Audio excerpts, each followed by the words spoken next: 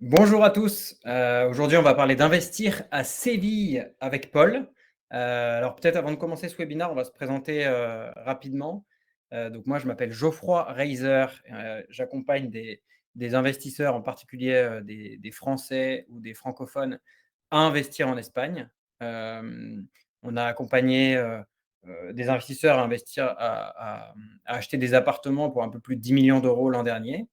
Et là, aujourd'hui, on va parler de Séville avec Paul, qui est serial investisseur à Séville. Bah, Paul, je te laisse te présenter, nous dire où tu habites, et cetera. Et après, on commence par la présentation et on déroule Investir à Séville ensemble. Super. Bah, écoute, merci Geoffroy. Donc moi, je suis français. Je travaille à Madrid pour une boîte tech, une grosse boîte tech américaine. Et donc j'ai depuis maintenant 3 ans commencé à investir à Séville. Ma femme est sévillane à l'origine, donc ça a été un des facteurs qui m'a donné envie de m'intéresser un peu à la ville. Et bah là, j'en suis à ma 6e ou 7e opération là-bas. Donc en faisant un peu des investissements différents, mais voilà, je serais ravi de parler aujourd'hui. Super, bah, merci Paul. On va parler évidemment de tes investissements à la fin de la présentation. Ce que je propose, c'est qu'on passe directement à la présentation. Je vais partager un fichier qu'on a préparé. Voilà. Allez, hop, c'est parti. Je vais essayer de passer en plein écran et on est bon. Alors, on va mettre passer en mode plein écran. Allez, c'est parti. Alors, donc investir à Séville, on va essayer d'être le plus efficace possible. Présentation générale, géographie, les projets urbanistiques, parce que c'est extrêmement important pour savoir dans quel quartier il faut investir. Quelques exemples d'investissements locatifs et comment est-ce qu'on peut vous accompagner aussi. Du coup, on va essayer de faire ça le plus dynamique possible avec Paul, en se donnant la balle. Pour commencer, en termes de géographie, si jamais Séville, pour vous, c'est pas forcément placé dans votre tête sur une carte, Séville, c'est pas sur la côte, c'est un petit peu à l'intérieur des terres. C'est la capitale de la province de Séville et aussi de l'Andalousie.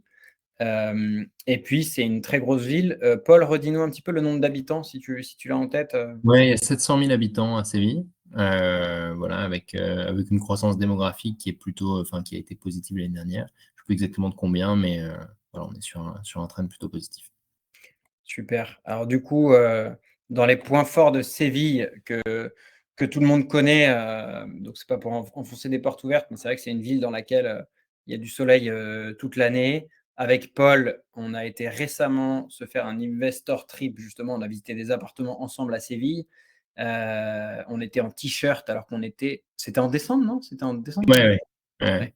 Donc bon, c'est pas un mythe. Il fait beau toute l'année, même l'hiver. Printemps, été, c'est très belle température. L'été, évidemment, il fait chaud en juillet, août, mais comme on a l'habitude de dire, il fait aussi chaud à Dubaï ou dans plein d'autres villes, Marrakech, etc. Séville, c'est loin d'être. C'est pas du tout au niveau de Dubaï ou au niveau de Marrakech, mais c'est vrai qu'il fait très chaud l'été. Après, dans ces villes-là, on s'adapte et c'est pas forcément un problème. C'est une des villes les plus ensoleillées d'Europe. Pour ce qui nous intéresse en termes de tourisme, alors on parlera de ça, ça intéresse beaucoup en général les investisseurs, mais il y a 3,4 millions de touristes. Et toi, Paul, si je ne dis pas de bêtises, donc alors, sur les appartements que toi, tu as achetés à Séville, quand je suis venu te voir en décembre, tu étais à 5 appartements à Séville et tu avais acheté d'ailleurs un appartement avec nous à Valence. Depuis, tu en as acheté un autre à Séville, c'est ça, hein? C'est ça. Et là, je suis en train d'en signer un deuxième, ouais, de nouveau. Et Mais tu as des Airbnb. Et à ouais, Séville, en particulier, des Airbnb. ouais, correct, correct. Pas que, mais sur les 5 du J'ai coup. j'en ai ouais, sur les 5 dont tu parles, il y en avait 4 qui sont toujours en location longue durée, et un qui est en Airbnb, que j'ai lancé en septembre dernier et qui tourne à plein régime. Voilà. Bah, on aura l'occasion de revenir dessus parce que c'est toujours intéressant. Alors, en termes d'architecture ou d'intérêt de la ville, on disait tout à l'heure qu'en termes de nombre d'habitants, je crois que tu parlais d'un peu plus de 700 000. Donc, avec 80 000 étudiants, c'est clairement une ville extrêmement étudiante. À titre de comparaison, Valence, c'est 800 000 habitants et 80 000 étudiants. Donc, on est dans les mêmes ordres de grandeur. Sur le patrimoine, cathédrale gothique de Séville, l'Alcazar, la place d'Espagne. C'est vrai que c'est une ville qui est quand même pleine de richesses. Toi qui connais bien Séville, peut-être parle-nous un Ouais. petit peu de ça ou de Ouais, la. c'est une ville, on va dire, bon, je dirais pas à l'échelle de Paris, mais c'est une ville dans laquelle, dès qu'on commence à rentrer dans le centre historique, on est envahi même enfin, de bâtiments qui sont absolument magnifiques et voilà, donc il y a le quartier, on va dire, de Santa Cruz qui est le plus connu au sein de la vieille ville. Puis après, il y a des monuments historiques un peu partout, donc il suffit de se balader n'importe où dans la ville pour tomber sur des églises magnifiques, sur des bâtiments enfin, de plusieurs siècles, c'est incroyable. Voilà. Et après, bon, là, tu mentionnes les innombrables fêtes, et l'art de vivre, c'est deux choses aussi incroyables là-bas. La feria, c'est quelque chose, c'est un événement à vivre où il y a, on va dire, l'ensemble de la ville qui est, enfin, c'est une tradition vivante, quoi. Donc, c'est toutes les générations qui vivent pour ça. Enfin, c'est incroyable. Voilà. Juste interrompre, parce que c'est vrai que quand on était ensemble, là, justement, en novembre ou décembre, et qu'on faisait l'Investor Trip avec quelques investisseurs intéressés par Séville, on a visité certains de tes appartements qui sont dans le quartier de la Macarena. Et d'ailleurs, tu m'as gentiment accueilli dans un de tes appartements, celui que tu exploites en Airbnb, qui est tout proche au final d'un bâtiment historique. Je crois que c'est le Parlement d'Andalousie, non? C'est ça? Je sais plus. C'est ça, c'est le Parlement d'Andalousie, exactement, ouais. Donc ça m'avait marqué parce que c'est vrai que c'est un superbe bâtiment. Enfin, quand on parle de patrimoine architectural remarquable, c'est pas une exagération. Et pourtant, là, il s'agissait de la Macarena, qui est pas un quartier. Le quartier le plus touristique, mais Ouais. qui a son potentiel, mais voilà, et c'est ça la magie de Séville, quoi. C'est qu'on peut se retrouver dans un quartier qui est pas forcément, on va dire, hyper central et puis avoir des bâtiments incroyables. Cette partie-là, on va aller assez vite, mais c'est vrai que dans les classements des meilleures destinations touristiques du monde, ça a souvent été bien classé. Les classements des villes les plus agréables pour vivre, pareil, ça apparaît souvent dans les tops. Sur le smart tourisme, c'est un point important pour le futur, mais évidemment, comme l'Andalousie est une région assez chaude et Séville, une région très chaude et limite invivable juillet-août, en tout cas vraiment très chaude et parfois compliquée à vivre, il y a vraiment des efforts très forts, des efforts importants qui sont menés, que ce soit par le gouvernement ou la région de l'Andalousie, pour faire du développement durable, pour Tout faire à plein fait. de projets. Ça, Ouais, je crois mais que c'est les Arcus, non? tout ce qui est, voilà, dans les startups, c'est un axe qui est très, très développé ou qui commence à se développer beaucoup. C'est vraiment tout ce qui est climate tech, green tech, pour, voilà, anticiper et faire de Séville, un fleuron, en fait, des technologies qui permettent de s'adapter au changement climatique. Et donc ça, ce qu'on voit, l'image du bas, c'est un arrêt de bus, non, c'est ça? Ouais, c'est ça, c'est un arrêt de bus qui permet de baisser la température, je crois, de ça, entre 5 et 10 degrés l'été, et qui avait été, on va dire, designé par le maire actuel de Séville. Voilà. Donc, Bon, après, on va passer un petit peu sur les parties importantes, mais dire quand même, donc sur les points d'intérêt pour ceux qui connaissent pas forcément très bien Séville, qu'il y a des espaces verts un petit peu partout.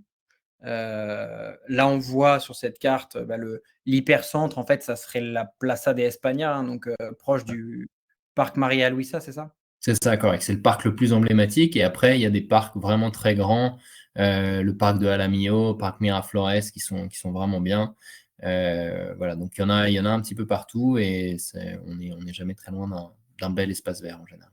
Et bon, ça, c'est quand même très cool. Réseau universitaire, un peu Ouais, la même conclusion, hein, tu as des universités tout tout le à long du fait, fleuve, ça se voit bien sur la carte. tout à fait, tout à fait.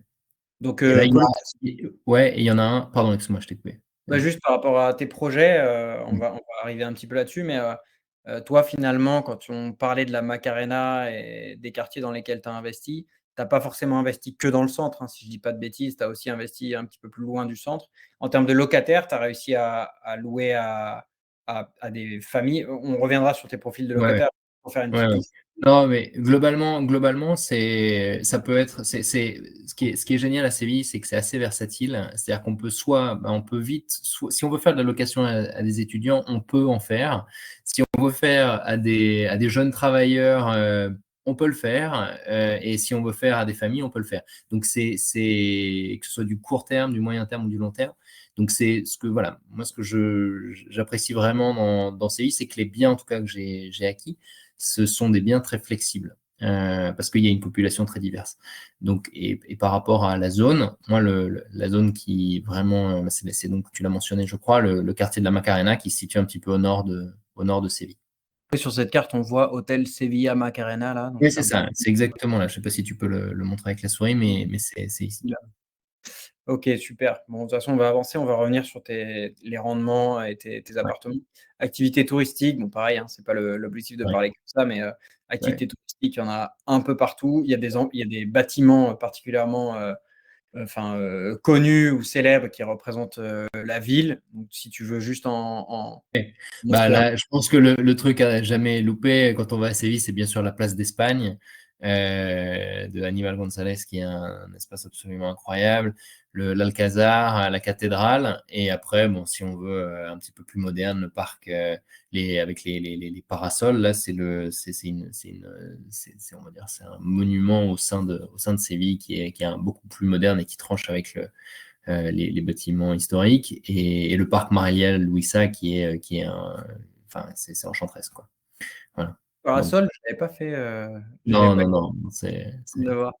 ouais. Donc à ne pas manquer, pareil, si tu veux parler d'une ou deux choses là-dessus. Ouais, bah là, s'il y a des personnes qui sont intéressées pour aller faire du tourisme ou revenir à Séville, si on a déjà fait, c'est là, il y a le cœur de Séville aujourd'hui, c'est la Plaza de Hércules. Du jeudi au dimanche, c'est plein à craquer, que ce soit avec des familles, des jeunes. Il y a plein de restos, des bars à tapas, enfin, c'est incroyable, c'est hyper animé. C'est un endroit que j'apprécie beaucoup. Et la Casa Pilatos, qui est un petit alcazar au sein de Séville, j'ai eu l'occasion de célébrer un mariage là-bas. C'était absolument incroyable. Voilà. Après, bon, il y a des marchés couverts aussi. Ça, c'est un peu comme dans toutes les villes. Maintenant, c'est un truc très sympa. Voilà, il y a le marché de l'Anja qui est super, ou sinon le Mercado de Feria qui sont à faire. Voilà. Alcazar, ça fait 2 fois que tu parles justement Ouais. de Alcazar. Est-ce que tu peux développer un peu? Ouais. Alors, je ne suis pas guide touristique, malheureusement, mais c'est un bâtiment, on va dire, je ne sais pas comment on peut dire, mais entre arabe et on va dire, qui a été, qui a des, voilà, avec plein de mosaïques, des jardins magnifiques. C'est un palais, c'est un palais dans Séville, et voilà, ça vaut le détour. Voilà. Je connais pas assez, en fait, j'ai peut-être fait une fois, mais un peu rapidement. Mais on va dire, c'est une des attractions phares de Séville. Pas grave, on réservera sur Airbnb des Airbnb expérience avec des C'est ça, guides plus c'est calés. ça, On est là pour parler d'immobilier, donc non, c'est on va ça. Je pourrais plus parler de ça rigoler. que de l'Alcazar. Alors, prix de l'immobilier, donc deux choses. On commence par les loyers. On aurait pu commencer par les prix de vente, hein. Mais prix de l'immobilier, une évolution du prix moyen des loyers de plus 47% depuis 2015, donc une très forte pression. À titre de comparaison, en fait, il faut quand même dire qu'en Espagne, il y a vraiment une tendance à la hausse des prix des loyers depuis 2015. Pourquoi? Parce qu'il y a une crise de construction de logements neufs et en parallèle, finalement, une pression locative énorme parce que les banques, juste sans faire sans développer trop là-dessus, mais les banques, avant la crise de 2008, en Espagne, prêtaient 100% du prix du bien. Ensuite, il y a vraiment eu une crise immobilière, une crise bancaire, parce que les banques ont fait des saisies de biens. Donc, il y a beaucoup de gens qui aujourd'hui ne peuvent plus acheter parce que les banques ont complètement arrêté de financer 100% du prix du bien. Elles financent uniquement 70-80% du prix du bien, ce qui veut dire que finalement, l'acheteur, ou en tout cas l'acquéreur potentiel, doit avoir une épargne importante pour pouvoir acheter. Sauf que, évidemment, les salaires espagnols sont les salaires espagnols. Donc, il y a beaucoup de gens qui ne peuvent pas se permettre d'acheter. Et donc, la pression locative ne fait que d'augmenter. Donc, là, on le voit avec ce chiffre-là. En parallèle, on va juste parler des prix de vente. Prix de vente, ça, c'est l'évolution des prix historiques depuis 2001. Donc, ça permet d'avoir un peu un aperçu long terme. On peut bien voir la chute entre 2008 et 2015. Là, elle est extrêmement visible sur ce graphique. Et on peut voir que finalement, en termes de prix au mètre carré, aujourd'hui, Séville, on est sur à peu près 2 000 € du mètre carré, en sachant très bien que c'est c'est des prix, comment dire, génériques de Séville capitale, donc pas forcément de tous les quartiers. Peut-être dis-nous, Paul, par rapport à l'hypercentre de Séville, pour quelqu'un qui voudrait faire un investissement patrimonial en plein cœur de Séville, est-ce que tu dirais que le plein centre, c'est plutôt 4000 ou est-ce qu'on arrive à avoir quelques chiffres comme ça sur les quartiers plutôt? Alors, je dirais, ouais, exactement le cœur de ville, ça va être autour de 4 000 €. On peut trouver encore des apparts en dessous de 5 000 €, on peut largement trouver. En revanche, les quartiers qui sont, on va dire, un petit peu plus loin de l'hypercentre, on va dire dans la, en zone, on va dire, c'est l'hypercentre, c'est 1, en zone 2 ou en zone 3, qui vont tomber à 2000, à 1500 du mètre, voire en dessous de 1500 € du mètre carré. Donc ça, c'est Ok. les zones qui vont, à mon sens, permettre d'avoir d'avoir le meilleur ratio risque et retour sur investissement, parce qu'on a à la fois un potentiel de prise de foncier, puisqu'on est à côté de quartiers qui sont, eux, peut-être à 2005, 3000 € du mètre carré, et en même temps avec des rentabilités qui sont un peu plus élevées parce que un petit peu plus excentrées. Donc il y a des opportunités à aller chercher. Les prix ont vachement augmenté dans certaines de ces zones qui étaient là-dedans, mais voilà, ça continue. Il y a encore des quartiers qui sont encore un petit peu plus périphériques, dans lesquels il y a de très bonnes affaires à faire. Pour donner un exemple quand même là-dessus et développer, parce que c'est vrai on a parlé de tes appartements plusieurs fois ensemble déjà, enfin des 5 que tu avais déjà achetés avant le mois de novembre ou de décembre. Il y a des appartements que tu as achetés de tête aux alentours de 70 000 € qui Ouais, aujourd'hui sortent avec des estimations, s'ils se vendaient à l'heure actuelle, plutôt de 100 000. Donc, ouais, exactement. 100, 110 pour ceux qui ont connu la plus grosse prise de valeur potentielle. Mais oui, oui, c'était de cet ordre-là. Là, aujourd'hui, c'est vrai que ça devient un peu plus difficile dans les zones dans lesquelles j'avais investi de trouver en dessous de 90 000, on va dire. Donc là où on pouvait trouver des appartements avec peu de travaux ou un petit peu de travaux à 70 000 €, là aujourd'hui, ça a quand même pris et voilà, on est plus aux alentours de 90. le 70 est devenu du 90-100. Voilà, c'est Voyant, ça. et on voit sur cette courbe-là, en fait, depuis 2017, on retourne sur une période, enfin, sur un cycle haussier, malgré la hausse des taux d'intérêt qui a lieu depuis Ouais, enfin, mi-2022. On a quand même une hausse des prix qui continue de l'ordre de 5 à 10% par an et qui ne s'arrête pas parce que, comme on disait tout à l'heure, le facteur limitant en Espagne pour les acquéreurs n'est pas les taux d'intérêt, mais est l'apport nécessaire. Donc la hausse des taux d'intérêt en ouais, Espagne n'a pas du tout eu le même impact qu'elle a pu l'avoir dans des pays comme la France ou la Belgique ou etc., dans lesquels les acquéreurs en général mettaient relativement peu de leur poche et avaient quasiment 100% du prix du bien prêté par la banque. Donc on n'est pas du tout sur les mêmes cycles et on est sur un cycle haussier. Alors justement, parlons des variations annuelles pour regarder un petit peu ça. Variations annuelles, je vais juste faire 3 zooms que évidemment c'est toi qui les a encadrés et qui a permis de le mettre en valeur parce que tu connais beaucoup mieux Séville que moi. Mais si on prend quelques quartiers de Séville, on voit que dans les variations annuelles de prix, on a des quartiers comme Macarena dont on parlait tout à l'heure, San Pablo et Cerro Amate qui seraient les 3 quartiers qui ont le plus augmenté en évolution annuelle fin 2022 à fin 2023 avec des augmentations annuelles aux alentours de 10%, plus ou moins en fonction du quartier, ouais. alors que la moyenne, c'était 6% sur la ville. Donc, comme tu le disais, et ça se confirme par les chiffres, les quartiers les plus populaires ou les moins centraux sont finalement ceux qui font le plus gros rattrapage en augmentant de quasiment 2 fois plus que la moyenne de la ville. Donc, c'est vrai que ça, c'est assez important. Et sur la location, on voit à peu près la même chose. On voit des évolutions annuelles de 8% en moyenne. Alors, ce qui est intéressant pour le coup, c'est on voit que les prix de vente ont augmenté d'autant plus vite dans ces quartiers-là. Les prix de location ont augmenté à peu près aux alentours de la moyenne dans presque tous les quartiers. Ouais, Donc, ouais, ouais. c'est assez Ouais, ouais, marrant. non, non, l'idée, c'était aussi de montrer qu'il y avait une surperformance aussi bien en termes de prix du loyer, enfin, en termes de prix d'achat que de prix du loyer. Mais oui, c'est plus aligné avec les prix de la ville. Néanmoins, comme on va dire à la fois la prise du foncier, l'idée, c'est qu'on ait aussi en termes de renta et de cash flow annuel, quelque chose qui reste de toute façon dans la moyenne de ces. toute façon, pour être très clair, hein, un investisseur qui achète dans une ville dans laquelle les prix augmentent de 6% en prix de vente et de 8% en prix de location, au moment où il achète, comme au moment où il achète, finalement, il fixe son hypothèque ou son crédit immobilier et derrière, c'est que du bonus. Quand il y a des augmentations pareilles, on a à la fois la plus-value et la rentabilité locative qui ne fait qu'augmenter. Donc, en fait, on a vraiment le meilleur des deux mondes. Ça, c'est vrai que c'est assez intéressant. C'est ça. On avait pris ça, le price to income ratio, qui est donc le ratio entre les prix de vente et le nombre d'années de salaire.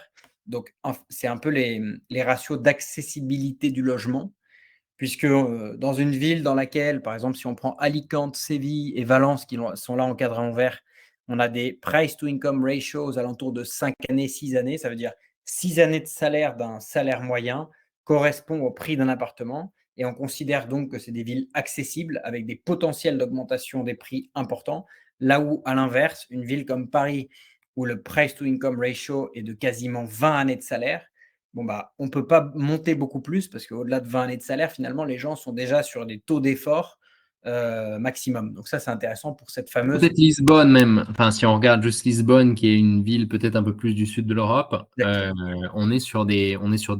enfin, c'est complètement décorrélé. Enfin, on se rend compte que les prix du logement à Lisbonne sont complètement décorrélés des salaires sévillans. Alors qu'à Séville, on va dire les locaux peuvent se loger, peuvent acheter leur résidence principale sans, on va dire, s'endetter sur 50 ans, quoi. Donc, Mais ce qui est assez intéressant là, avec ce ratio-là, c'est que ça montre pas, enfin, c'est pas le ratio magique par excellence, mais ça montre quand même le potentiel de prise de valeur du foncier. Donc, sur les 10 années à venir, on peut imaginer qu'un Valence, Séville, Alicante peuvent monter vers des ratios à 10, là où des villes qui sont déjà relativement tendues, comme Lisbonne, dont tu parlais, euh, peuvent difficilement monter beaucoup plus que ça, voire peuvent descendre avec la hausse des taux d'intérêt. Donc, c'est vrai que c'est intéressant. c'est Alors, ça. Airbnb, petit passage, on ne va pas faire très très long parce que ce n'est pas un webinaire Ouais. sur ça.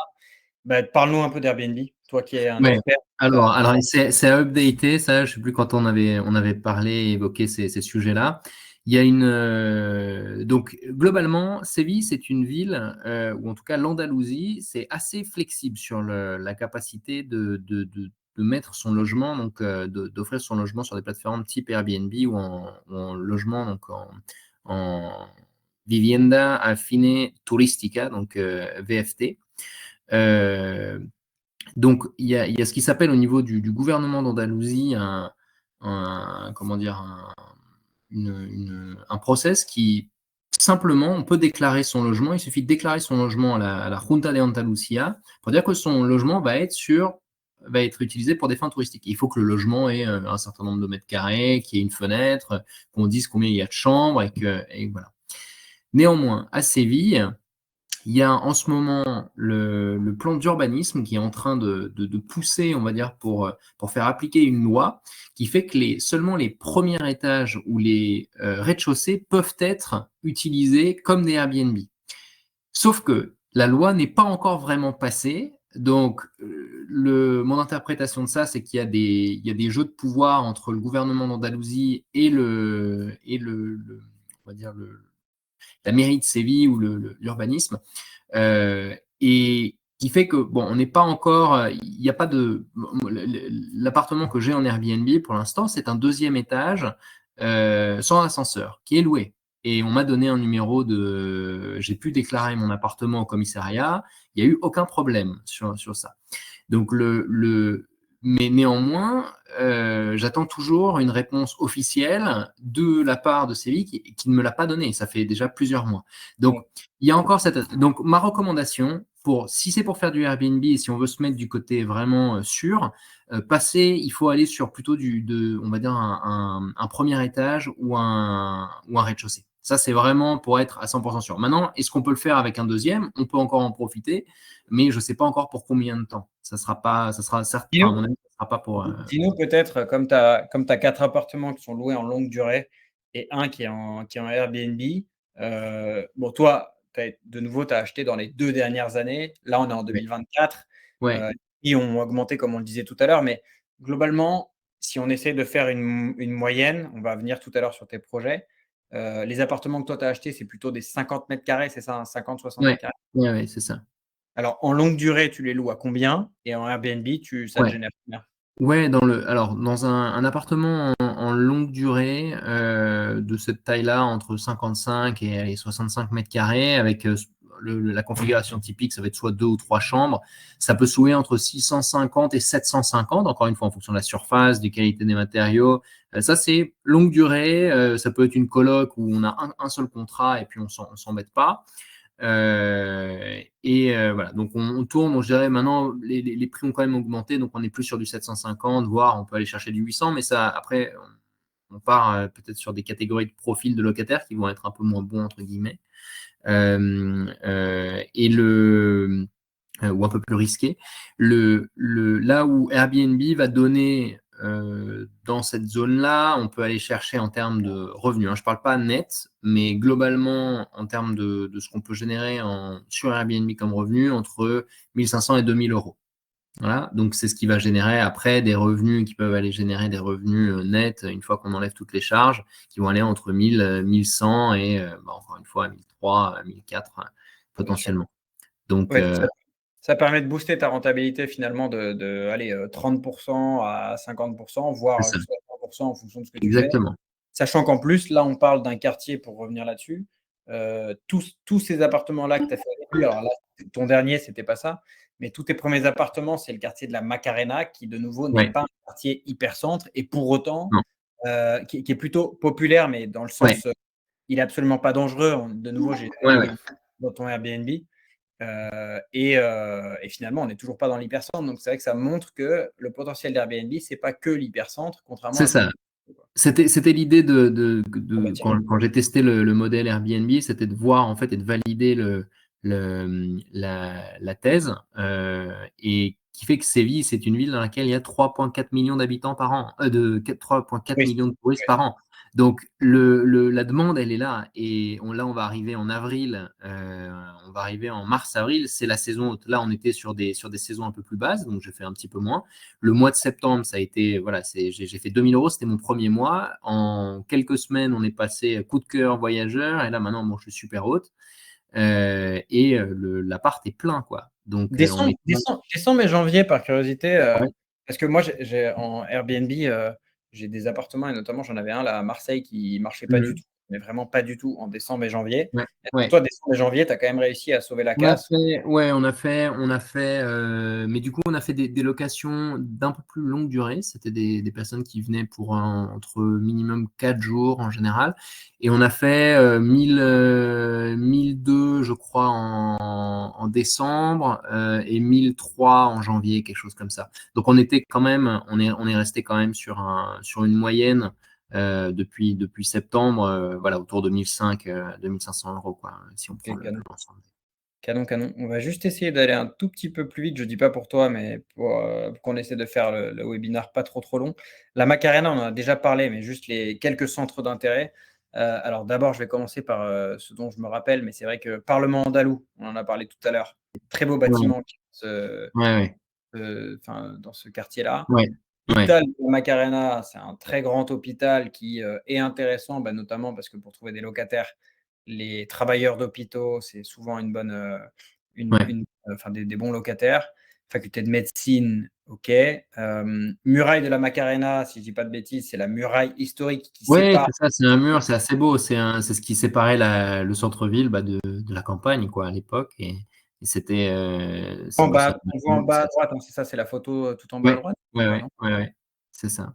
Et Parc à la Millau, c'était ça, c'est Oui, vers c'est un parc qui est juste derrière. En fait, on y est en 20 minutes à pied depuis la Macarena. Mais voilà, en gros, les points clés de cette zone, c'est qu'il y a vraiment aujourd'hui déjà une activité très importante avec donc le Parlement andalou, l'hôpital et le campus universitaire sur lequel ils vont encore continuer d'investir pour essayer de l'agrandir, le moderniser et dans lequel il y a plusieurs milliers d'étudiants. Donc, c'est quand même un vrai pôle, on va dire, intéressant. Et on est à 15 minutes à pied du centre historique.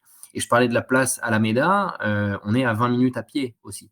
Donc c'est vraiment c'est un quartier qui selon moi a vraiment beaucoup de potentiel. C'est très bien relié aussi aux axes routiers pour sortir de Séville, donc et on peut se garer relativement facilement comparé au Ouais, centre.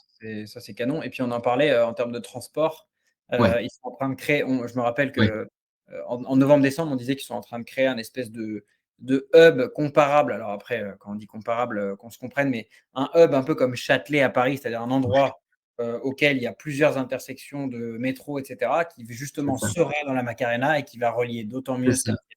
C'est Au pas niveau pour de l'hôpital, et donc il y a eu 1000 millones, donc 1 milliard d'euros à la fois financés par l'Europe et le gouvernement espagnol, qui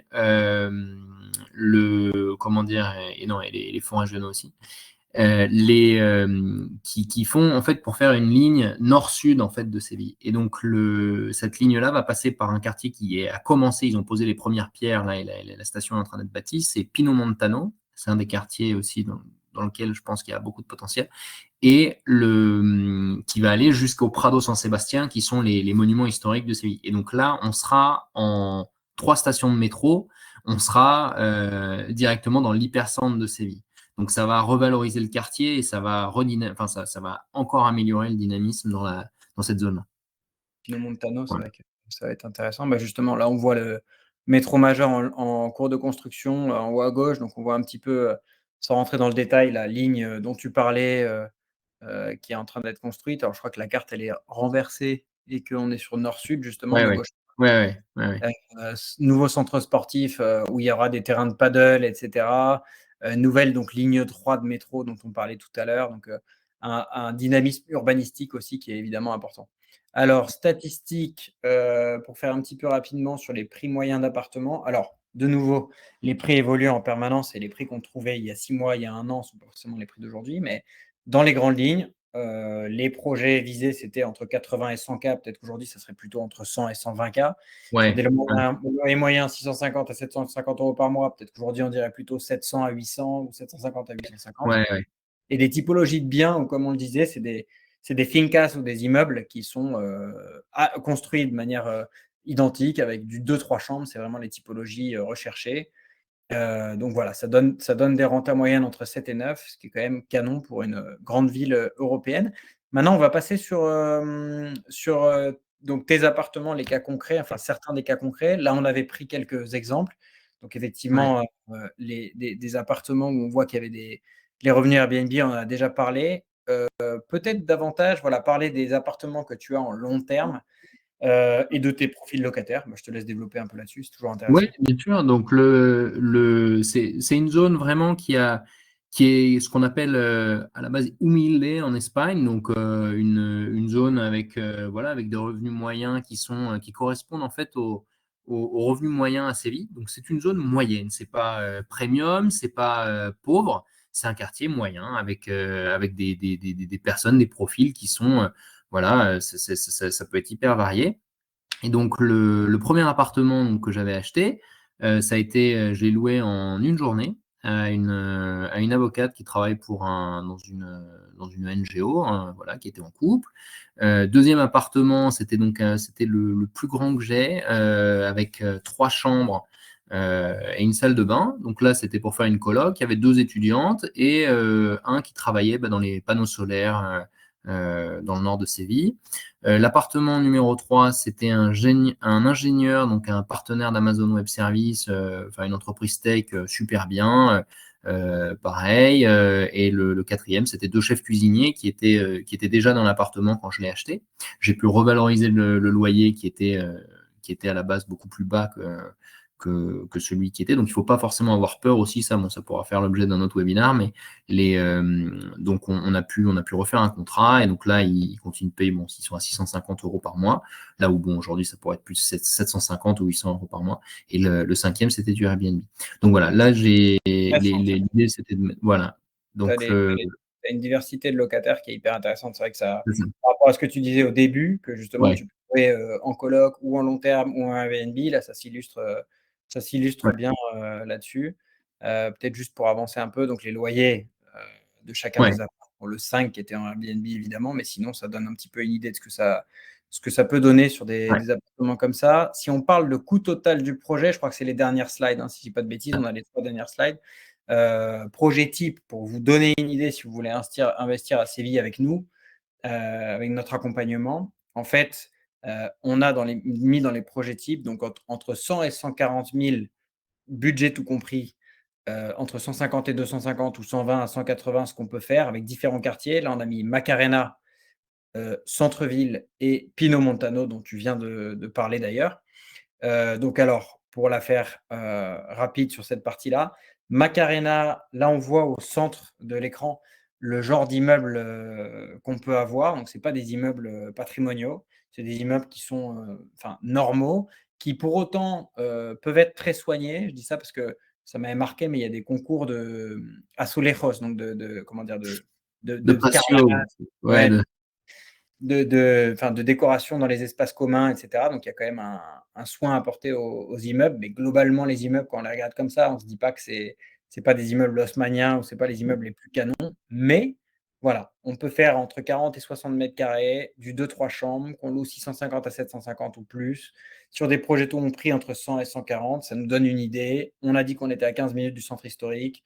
On a dit qu'il y avait les métros qui se développaient. Donc voilà, il y a des projets intéressants. Le centre, évidemment, pour être dans le centre de Séville, on va aller chercher des budgets supérieurs. Ça ne va pas être du 100 à 150, ça va plutôt être du 150 à 250. Évidemment, on peut aller beaucoup plus haut, hein, ça dépend de ce qu'on veut faire comme investissement. Et là, on aura une renta qui est plutôt aux alentours de 5% et non pas de 7%. Donc, on gagne comment dire, en Et étant moi, plus. ouais, en valeur et peut-être en liquidité aussi du bien, si c'est, on va dire, quelque chose que, voilà, ça sera quelque chose de vraiment typique, voilà, la représentation de l'immeuble Mais pied à terre, sévillan, mais un pied côté à pied terre. à terre, en Voilà, fait, c'est ça, exactement. quelqu'un qui voudrait un pied-à-terre et qui s'imaginerait moins dans ce genre d'immeuble que dans ce genre de rue à gauche, les rues charmantes, etc., que vous pouvez imaginer de Séville, ça va être plutôt sur ces budgets-là. Et projet 3, Pino Montano. Donc Pino Montano, encore autre chose, puisque c'est encore un petit peu plus au nord que la Macarena. On a des appartements qui ont tendance à être un petit peu plus grands, donc un nombre de chambres aussi plus grand. Ouais. Et finalement, comme tu le disais, le futur métro ligne 3 qui aussi va à Pino Montano, c'est une Et avec zone. le parc, il y a un parc et je dirais en fait on va retomber sur des rentas qui vont être assez similaires même dans certains cas à ce qu'on peut trouver à la Macarena. Mais le prix d'acquisition va être un peu plus élevé parce qu'il y a plus de mètres carrés. Et c'est un peu le nouveau Séville, en fait. C'est-à-dire qu'avec la gentrification, il y a de plus en plus de familles, de bonnes familles de Séville qui vont dans cette zone-là parce qu'on peut se garer facilement aussi. Il y a des grandes avenues, des trucs, et c'est beaucoup mieux organisé. Voilà. Donc, ça plaît beaucoup, on va dire, aux jeunes familles, cette zone-là, parce qu'il y a la proximité avec le centre, tout en ayant, on va dire, les avantages d'infrastructures qui sont plus développées et mieux développées peut-être que dans l'hypercentre ou dans, le, dans la zone un petit peu moins centrale. Voilà. Je voulais juste te questionner, parce que je crois qu'on arrive à la fin, donc je voulais juste te questionner sur les autres quartiers. Là, on voit sur la carte en haut à droite, hein, qui est une carte qui est extraite de Idealista, le portail immobilier leader en Espagne. On voit qu'il y a marqué San Jerónimo, Triana, etc. Est-ce que tu as investi dans un de ces quartiers-là? Est-ce que tu recommandes certains des autres quartiers? Parce que là, on a Ouais, parlé. ouais, ouais. Alors bon, moi j'ai fait un pari récemment sur Triana, qui est donc quand vous regardez, quand tu regardes sur Airbnb ou les sites de tourisme, où est-ce qu'il faut aller à Séville? Triana, c'est la vie vraiment locale de Séville. C'est là où il y a les familles traditionnelles et tout ça. Et c'est devenu un des quartiers les plus chers de Séville. Donc, mais il y a un petit bastion encore dans ce quartier-là que j'ai trouvé, où j'ai pu trouver un bien pour 1000, ouais, bon, c'était un peu moins de 2000 euros du mètre carré, là où c'est plus 3000 en général, et vraiment super bien connecté avec la ligne de métro qui amène directement dans le centre et qui est déjà installée, la ligne de métro, avec un parking super grand et tout ça à côté. Donc, bon, c'est un petit pari, c'est un bien que j'ai acheté pour ouais, 104 000 euros. Voilà. Et après, un autre aussi à explorer, que j'ai pas encore fait, mais sur lequel je me penche parce qu'il y a beaucoup de biens en dessous de 100 000 euros, même en dessous de 80 000 euros, c'est San Jerónimo, qui est juste au-dessus de la Macarena. et qui est à l'ouest de Pinomontano, donc on est encore au nord de Séville, et où là, on va trouver des biens qui sont pareils, assez bien rénovés, ou globalement, on peut trouver pas mal de trucs pour moins de 100 000 euros. Donc je pense qu'il y a et avec des rentas qui sont très bonnes, et avec un accès à Séville Centre qui est très simple. Donc je pense qu'il y a beaucoup à faire. C'est pas Séville capitale, comme on dit, mais on est dans la première, on va dire vraiment dans la première banlieue, si je puis dire, de Séville, quoi.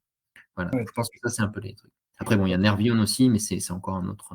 bah, ça, c'est top. Du coup, je vais juste arrêter le partage. Voilà, comme ça, on peut finir un petit peu sur les derniers mots. Donc là, on est en 2024. Toi, ces achats-là, tu les as faits depuis de les 3 dernières années, c'est ça? Ouais, ouais, ouais. OK. OK, super. Bah, je pense que ça donne une première vision qui est assez claire de la ville de Séville, de ce qu'on peut faire en termes de budget aussi. Donc évidemment, de nouveau, on peut faire de l'hyper patrimonial dans le centre, à 4 000-5 000 € le mètre carré. On peut aller faire, des achats dans des quartiers un petit peu plus, en développement ou, potentiellement plus populaires comme, Macarena ou même Triana, où là, on va être sur du 1 000, 1 500, 2 000, 2 500 € le mètre carré. Ou Triana, comme tu le disais, par exemple, finalement, on traverse la rivière et puis on divise le prix par 2, donc c'est toujours des paris qui peuvent être intéressants. Et puis des quartiers, qui pour l'instant n'étaient pas encore très, tendance ou pas encore en train d'augmenter comme, San Jerónimo qui, a priori, vont commencer ou commencent maintenant à monter pas mal parce que notamment, bah, des quartiers comme Macarena ont déjà pris, C'est ça, 20% depuis 2-3 ans. Donc, il y a toujours des effets de report liés à l'accessibilité du logement. exactement. Intéressant. Exactement. Top, bah, merci beaucoup Paul. Je pense qu'on a essayé d'être le plus efficace possible pour donner une première vision. Donc, bah, merci à toi et j'espère que ça aura pu, donner envie à d'autres investisseurs de nous contacter pour investir ensemble, pour investir à Séville et trouver, des investissements locatifs aussi sympas que les tiens. Merci Paul. Avec plaisir. Au revoir. Salut.